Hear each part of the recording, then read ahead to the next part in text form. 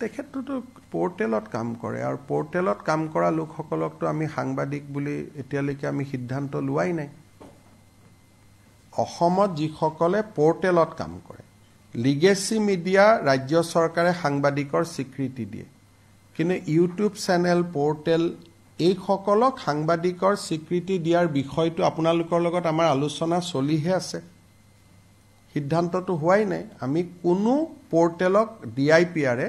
সাংবাদিকৰ মৰ্যাদা আজিলৈকে দিয়া নাই তেওঁলোকে নিজে নিজে পোৰ্টেল চলাই আছে বেলেগ কথা ৰেজিষ্ট্ৰেচনো নিদিও আমি এডভাৰটাইজো নিদিও আই কাৰ্ডো নিদিও গতিকে এই ব্যক্তিজন অসম চৰকাৰৰ সাংবাদিকৰ সংজ্ঞাত তেখেত নপৰে আমি অসমে এতিয়ালৈকে ইলেক্ট্ৰনিক্স মিডিয়া আৰু প্ৰিণ্ট মিডিয়াৰ জাৰ্নেলিষ্টকহে আমি সাংবাদিক বুলি ধৰো আৰু আন পোৰ্টেল সমূহক এতিয়ালৈকে সাংবাদিক বুলি আমি ধৰাৰ সিদ্ধান্ত লোৱা নাই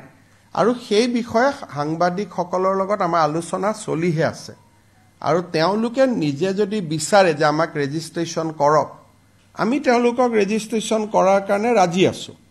কিন্তু তেওঁলোক নিজেও আগবাঢ়ি অহা নাই সেইকাৰণে পোৰ্টেল জাৰ্নেলিষ্টসকলক যদিও ঘৰুৱা ভাষাত আমি জাৰ্নেলিষ্ট বুলি কওঁ কিন্তু তেওঁলোকক সাংবাদিকতাৰ স্বীকৃতি আমিও দিয়া নাই আৰু তেওঁলোকেও আমাৰ পৰা বিচৰা নাই গতিকে মই ভাবো যে এইটো এজন ইন্ডিভিজুৱেল ব্যক্তি আৰু তেনেকেতো অসমত বহুত কেছ ডেইলি ৰেজিষ্টাৰ হৈ থাকে আৰু এখেত সাংবাদিক নে ব্যৱসায়ী তাৰো এটা দৃষ্টিভংগী আছে কাৰণ তেওঁতো ডাম্পাৰ আদিৰ ব্যৱসায়ও কৰে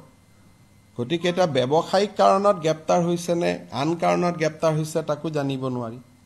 কিন্তু মই যিগৰাকী ব্যক্তিৰ নাম জানো তেওঁৰ 4-5খন ডাম্পাৰো আছে তেওঁ বিভিন্ন ব্যৱসায়ও কৰে পাৰ্ট টাইম এটা চেনেল এটা পোৰ্টেলত কাম কৰে আৰু সেই পোৰ্টেলটো ৰাজনৈতিক ব্যক্তিৰ পোৰ্টেল গতিকে এটা সাংবাদিকৰ ডেফিনেশ্যনত আহিব নাই আমি প্ৰেছ ক্লাবৰ লগত কথা পাতিব লাগিব না প্ৰেছ ক্লাবে প্ৰতিবাদ কৰিছে কিন্তু প্ৰেছ ক্লাবৰ লগত এতিয়ালৈকে সিদ্ধান্তই হোৱা নাই যে পোৰ্টেলক সাংবাদিকত ধৰিম নে নধৰিম এতিয়া যদি তেওঁলোক আগবাঢ়ি আহে আমিতো ভাল পাম কাৰণ আজিলৈকে আমি এডভাৰটাইজো নিদিও একো নিদিও আমাৰ লগত কোনো সম্পৰ্কও নাথাকে এটোতো আমি নাজানো তেওঁ বেংকত নিউজে কৰিব গৈছে নে আন কামত গৈছে আমি কেনেকে জানিম বা আন সাংবাদিকে কেনেকে তাৰ গ্যাৰান্টি ল'ব পাৰিব আজিকালি দিনত আমি নিজৰ লৰা ছোৱালী গ্যাৰান্টি ল'ব নোৱাৰো তেওঁ এটা বেংকত গৈছে সাংবাদিকো নহয় এটা তেওঁ কি কামত বেংকত গৈছে বাকি সাংবাদিকসকলে তেওঁৰ হৈ কেনেকে ক'ব এটো তেওঁ ঘৰুৱা কামতো যাব পাৰে নিজৰ কামতো যাব পাৰে এটোতো কোনেওতো ক'ব নোৱাৰে প্ৰথম তেওঁ এজন সাংবাদিক হ'ব লাগিব স্বীকৃত দ্বিতীয় তেওঁ কি কামত গৈছে তো আমি জানিব লাগিব বাকি সাংবাদিকসকলে তেওঁৰ হৈ গ্যাৰান্টি লৈছে কিন্তু চৰকাৰে তো গ্যাৰান্টি ল'ব নোৱাৰে সাংবাদিকৰটো যদি সাংবাদিক এজনে গৈ কাবাৰ লগত কাজিয়া কৰিলে তেওঁ এটা এৰেষ্ট নহব নি সাংবাদিক এজনে কাবাৰ লগত হুলস্থুল কৰিলে তেওঁ এৰেষ্ট নহব নেকি লিখা পঢ়াৰ ক্ষেত্ৰত এৰেষ্ট নহয় যদি লিখা পঢ়া কোনো ৰাইট আপৰ কাৰণে আমি এৰেষ্ট নকৰো আপুনি মোৰ এগেইনষ্টত লিখিলে তাৰ বাবে আপুনি গ্ৰেপ্তাৰ নহয় বা মই নকৰো বা আমি কোনেও নকৰো সাংবাদিকৰ যেটো এটা ফ্ৰীডম আছে এটো লিখনিক লৈ কিন্তু কাৰ্যালয়ত গৈ কি কথা বাৰ্তা পাতে সেইটোতো এটা বেলেগ ইস্যু হৈ গল নহয় সেইকাৰণে সেই মানুহজনকো সাংবাদিকসকলে শুনিব লাগিব মই জানাত এতিয়ালৈকে সাংবাদিক সংঘ এপেক্স বেংকত গৈ মেনেজাৰজনৰ লগত কথা পতাই নাই যে আপোনাৰ তাত কিয় আহিছিল কিবা বেলেগ কথাত আহিছিল ঘৰুৱা কথাত আহিছিল লোন বিচাৰি আহিছিল লোন নিবিচাৰি আহিছিল তেওঁ তাতে লোন বিচাৰি গৈছিল নে কি বিচাৰি গৈছিল সেই কথাখিনিটো সাংবাদিক সংস্থাৰ প্ৰতিনিধি দল এটাটো এপেক্স বেংকত যাব লাগিব দুই পক্ষটো শুনিব লাগিব এতিয়ালৈকে কোনোৱেও যোৱা নাই মইতো নাজানো আপোনালোক তাতে এটা প্ৰতিনিধি দল তেওঁক হয়তো প্ৰেছ ক্লাবত মাতক এপেক্স বেংকৰ মেনেজাৰজনক নহলে আপোনালোক যাওক সাক্ষাৎ কৰক এনেকে সুধিলেতো সঁচা কথাটো ক'ব দিগদাৰ চাহ একাপ খাই কথাখিনি বুজি আহক দুই পক্ষ শুনাৰ পিছত সিদ্ধান্ত লওক কাৰণ তেওঁক ব্যৱসায়ী বুলি ক'ব নে সাংবাদিক বুলি ক'ব হেতুটো কোনো সিদ্ধান্ত ল'ব নোৱাৰে কাৰণ তেওঁৰ ফেসবুকতে ডাম্পাৰৰ লগত ফটো আছে আপোনালোকে নিজে কক আছে নে গতিকে তেওঁ এজন এতিয়া ডাম্পাৰ ব্যৱসায়ী নে তেওঁ সাংবাদিক এই সিদ্ধান্তটো কোনে ল'ব Who will take this decision? গতিকে আপোনালোকে মোক যদি সিদ্ধান্ত লয় সাংবাদিক বুলি কয় মই এৰি দিম কিন্তু সাংবাদিক বুলি মোক আপোনালোকে লিখি দিয়ক যে তেওঁ সাংবাদিক কিন্তু আপোনালোকে লিখি দিয়াৰ আগতে তিনিবাৰ চিন্তা কৰি চাব কালি যদি ডাম্পাৰ কেছত পৰে তেতিয়া কি কৰিব সেইকাৰণে মোক এখন আপোনালোকে লিখি দিয়ক সাংবাদিক বুলি আপোনালোকে তেওঁৰ ওপৰত দায়িত্ব লওক এতিয়াই এৰা যাব এতিয়া যদি প্ৰতিদিন ডিউআই অমুকৰ সাংবাদিকসকলে আহি কয় যে এখন আমাৰ কাৰ্ড আমি সাংবাদিক তেওঁতো যিটো পোৰ্টেলত আছে তাততো আমি জাৰ্নেলিষ্ট কাৰ্ডো নিদিও পোৰ্টেলততো আমি আনাই নাই জাৰ্নেলিজিমৰ ভিতৰত এতিয়ালৈকে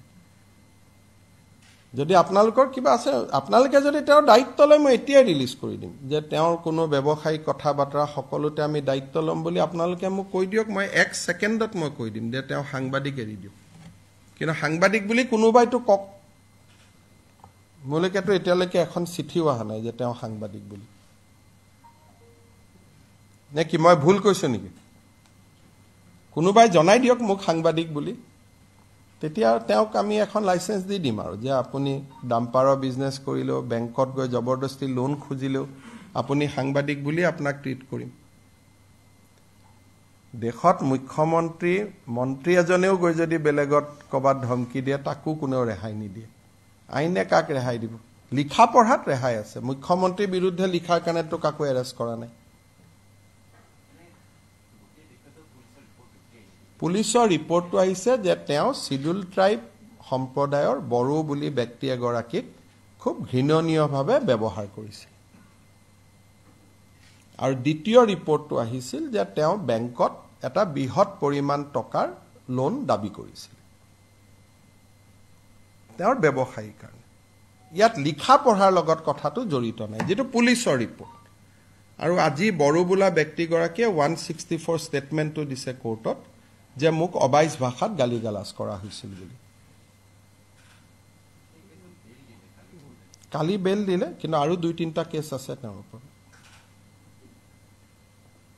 গতিকে পুলিচে গোটেই কেইটা কেছতে গ্ৰেপ্তাৰ কৰিব আৰু গোটেই কেইটা কেছতে তেওঁ বেল ল'ব কাৰণ তেওঁ ওপৰত এটা কৰিলে তলত আহি এটা কৰিলে আৰু গোটেই কেইটা কেছে সাংবাদিকতাৰ লগত জড়িত নহয়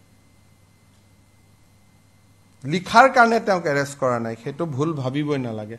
মইতো আজিও কৈছো আমাৰ ওপৰত যিমান লিখে লিখক লিখাৰ কাৰণে অসমত কোনো জাৰ্নেলিষ্টক কোনেও এৰেষ্ট নকৰে কিন্তু যদি এটা জাৰ্নেলিষ্ট এজনে বাহিৰত গৈ শিডিউল টাইপ শিডিউল কাষ্ট মানুহ এজনক গালিগালাজ কৰে এইটোতো কেছ হ'ব